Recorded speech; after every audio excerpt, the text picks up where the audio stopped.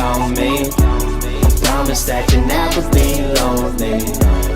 Peter Pan, that's what they call me. What's up, guys? It's your boy Big Juicy. Got another story for today.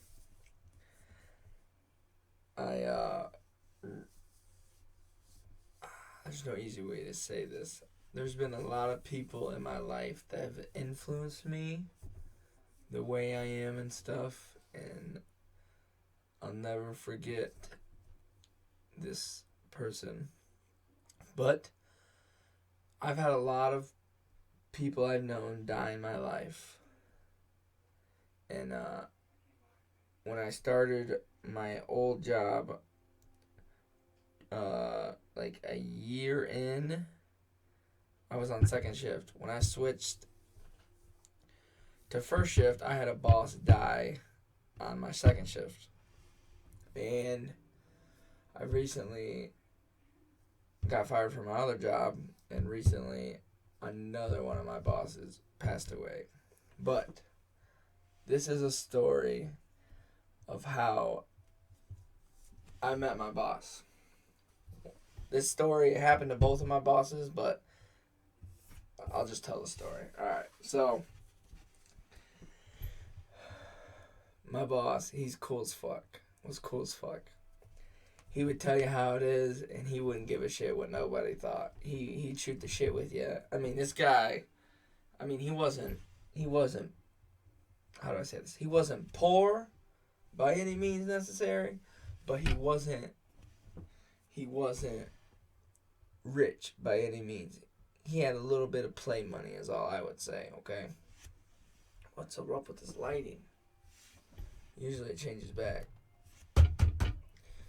Anyways, I know one day there's a smoke shack, okay? I don't smoke cigarettes or nothing, but people I work with, they smoke cigarettes. And there's a special shack where you sit to smoke cigarettes in a factory. And one day, I was just out there sitting with somebody that smoked cigarettes. And when they're like, hey, I was going back in, you gotta swipe your badge and stuff to go back in. He's like, when I go back in, you want to come back in with me? I was like, nah, I'll sit out here, I don't know what made me sit out there. And my boss was sitting out there, and we were the only ones on this smoke deck. He looks at me, and he used to call me JT. He goes, hey, JT. I was like, what's up, boss? I always say boss to my boss. I just call him boss, make him feel special. And he says, come to my car, I got a present. And I don't know him like this. I don't know him from Adam from Eve. Like, this is pretty much, I thought he hated me. We go to his car, okay? Pulls out a fucking joint, like this big, okay? He's like, I don't usually do this, but I see something special in you. He's like, spark this thing up. I'm thinking in my head, either this is a test, but who carries around a joint with him? You know what I'm saying? So I was like, all right. He hands it to me. I spark it up. I'm sitting there chiefing on it. I pass it to him.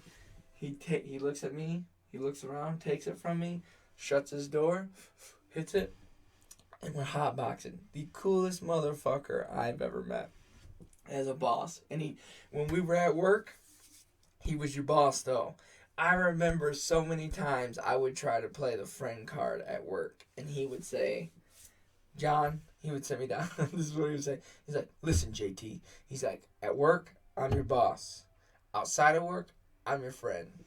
Comes up to me one time, we're in the parking lot, so we're blowing down in his car and stuff, okay?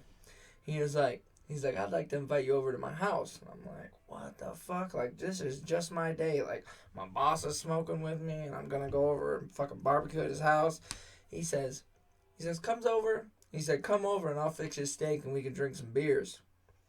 And I was like, what the fuck? I was like, he must see something really special in me. So I go over there, we have steak, and then we drink a couple beers. Fucking crazy. Awesome story. I'll miss him, and I'll probably take that story. It's crazy. But, yeah, that's the time I smoked weed with my boss. Crazy ass story. Love that man to death. But that's the time I smoked with my boss. So it's your boy Big Juicy. Remember, always stay juicy. Peace.